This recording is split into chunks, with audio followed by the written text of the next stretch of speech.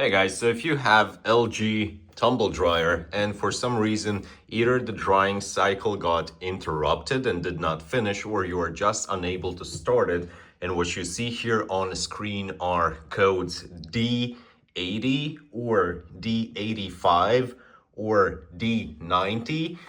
This is the problem with the lint in your dryer, and I'm going to try to show you how you can actually fix it.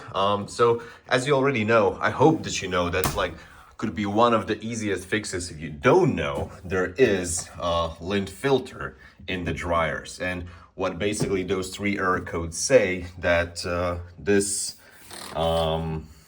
compartment or whatever is full of the lint, and that's why the blowing is not working, so you need to clean it.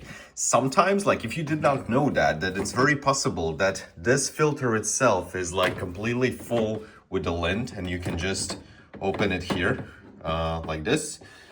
Sorry, I need two hands. There we go. And basically you just need to clean all this lint outside, but sometimes that is not enough. Usually if you had it like unclean for a very very long time, this stuff inside also gets very dirty. As you can see, mine already is. So this inner side is also coming out.